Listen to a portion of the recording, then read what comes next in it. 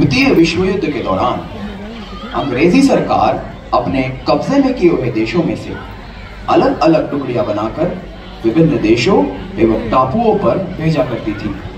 ऐसे ही एक दिन जापान अधिकृत सिंगापुर में अंग्रेजी सरकार की भारत के टुकड़े को वहां की जापानी सेना ने गिरफ्तार कर लिया, जिसे सन 1942 में नेताजी सुभाष चंद्र बोस ने जापानी सरकार से एक समझौते के तहत भारत की आजादी के लिए आजाद हिंद फौज में शामिल करा।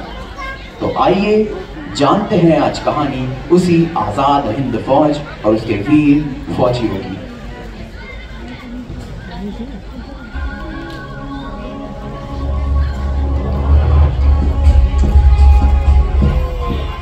अरे बहारा, क्या हुआ? तुझे कुछ पता चला? किस बारे में? अरे बड़े साहब बुला रहे हैं। कहाँ पर?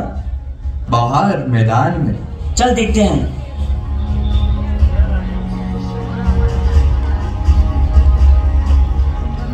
जी हाँ, मैं सुभाष चंद्र बोस आज से आप लोगों का नेतृत्व करूंगा।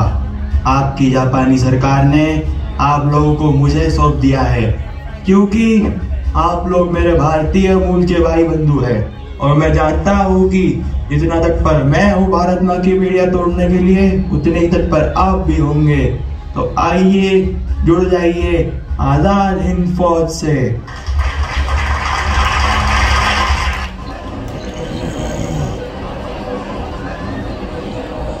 फिर क्या सोचा है तुम लोगों ने? सोचना क्या है, पहले वो अंग्रेज फिर ये जापानी, हम लोग के साथ इन्होंने जुल्म किया है। लेकिन हमारे पास कोई और चारा भी तो नहीं इनसे आजादी पाने का। हाँ, बात तो तुम सही कह रहे हो। आज से हम सब आजाद के फौजी हैं। इसी तरह से सन 1942 में नेताजी सुभाष चंद्र बोस ने आजाद हिंद फौज का गठन किया।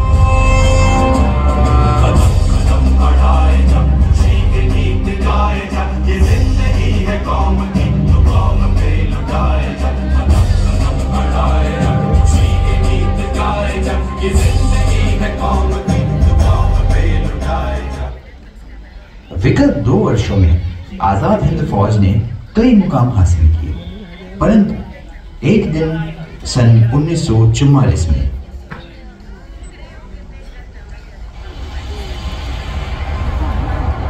भाई, अगर इन अंग्रेजों ने हमारी बात नहीं मानी तो कसम भारत माँ की पहली गोली मैं चलाऊंगा। अरे गोली छाती विच चले पाजी, छाती विच। बिल्कुल भाई, आखिर एक जीवन में पहली बार हो रहा है कि वो काम कर पा रहे हैं जो हमें करना चाहिए। पाजी, ये वही अंग्रेज हैं जिन्होंने हमारे देश के हजारों लोगों को बेवजह मारा है। के लिए हम अपनी जान पर ही खेल जाएंगे।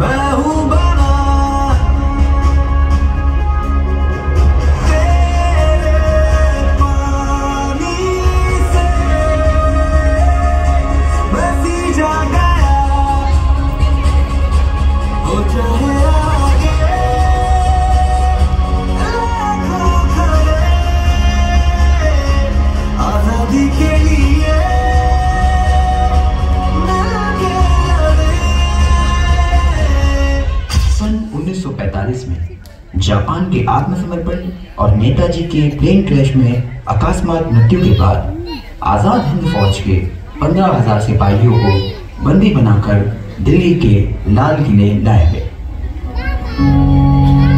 पाजी, आने वाली पीढ़ी हमें क्यों याद करेगी? हाँ भाई, हम तो कुर्बान भी इस खामोशी में हुए जहाँ किसी को पता भी नहीं चलेगा। और पता चले भी क्यों, हम हमारे मुकाम में सफल नहीं हुए।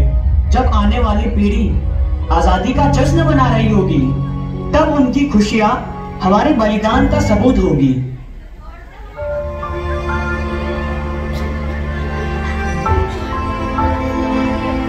You foolish Indians, तुम हमेशा गुलामी था और गुलामी रहेगा।